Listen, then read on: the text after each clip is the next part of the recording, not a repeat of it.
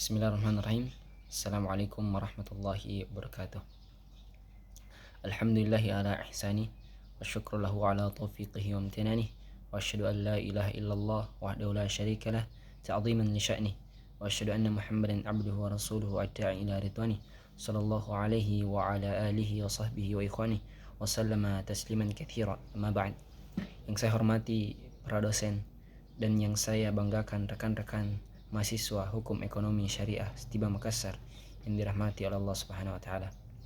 Pertama-tama, marilah kita senantiasa bersyukur kepada Allah Subhanahu wa taala karena atas izin dan karunia-Nya kita masih diberikan kesempatan untuk menuntut ilmu, memperbaiki diri dan berkontribusi untuk agama dan bangsa. Pada kesempatan ini, saya ingin menyampaikan tentang pentingnya pendidikan kewarganegaraan, khususnya bagi kita sebagai mahasiswa generasi muda dan calon intelektual umat. Mengapa pendidikan kewarganegaraan begitu penting? Karena ia bukan hanya berbicara soal hafalan Pancasila atau Undang-Undang Dasar 1945, tapi lebih dari itu, ia mengajarkan kita tentang jati diri bangsa, identitas nasional, ciri dan karakter khas bangsa Indonesia, serta yang paling penting, tujuan besar atau cita-cita bangsa yang harus kita pahami dan wujudkan bersama. Pendidikan kewarganegaraan merupakan sarana pembentukan warga negara yang baik sesuai dengan cita-cita Undang-Undang Dasar 1945. Nilai-nilai yang dianjurkan pun sejalan dengan nilai-nilai Islam seperti keadilan, amanah musyawarah, serta tanggung jawab sosial dan ekonomi. Tujuan negara yang tertuang dalam pembukaan Undang-Undang Dasar 1945 setidaknya mencakup 4 hal utama. Yang pertama, melindungi segenap bangsa Indonesia dan seluruh tumpah darah Indonesia. Yang kedua, memajukan kesejahteraan umum. Yang ketiga, mencerdaskan kehidupan bangsa. Dan yang keempat, ikut melaksanakan ketertiban dunia berdasarkan kemerdekaan, perdamaian abadi, dan keadilan sosial. Tujuan ini bisa tercapai apabila seluruh elemen bangsa ikut andil bagian dalam hal ini. Hal ini adalah pemerintah, presiden, dan menteri. Juga termasuk kita sebagai mahasiswa hukum ekonomi syariah. Kita bukan hanya belajar teori ekonomi Islam, tapi juga dituntut untuk memahami sistem kenegaraan, konstitusi, dan sejarah bangsa kita.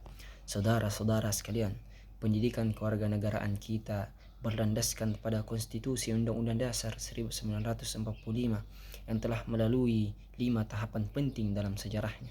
Yang pertama, Piagam Jakarta disusun sebelum kemerdekaan sebagai hasil kesepakatan BPUPKI.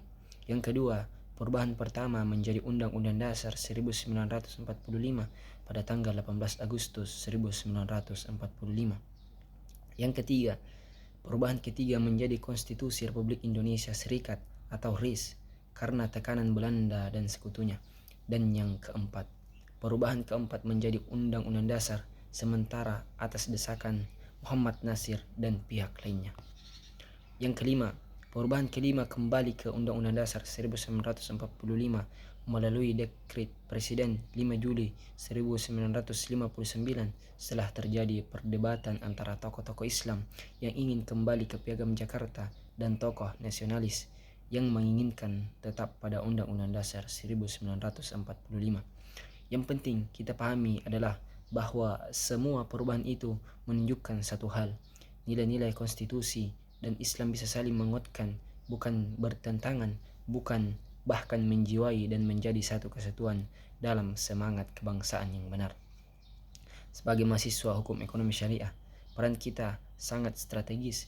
Tujuan negara untuk memajukan kesejahteraan umum erat kaitannya dengan kesejahteraan ekonomi, dan disinilah letak kontribusi kita mewujudkan sistem ekonomi yang adil, berkah, dan sesuai syariat. Nilai-nilai ini sejalan dengan sila kelima Pancasila, keadilan sosial bagi seluruh rakyat Indonesia, dan juga sesuai dengan ajaran Islam. Allah Ta'ala berfirman dalam surah Al-Baqarah ayat 168 yang artinya, wahai manusia, makanlah dari makanan yang halal, lagi baik yang terdapat di bumi, dan janganlah kamu mengikuti langkah-langkah syaitan, sesungguhnya ia musuh yang nyata bagimu.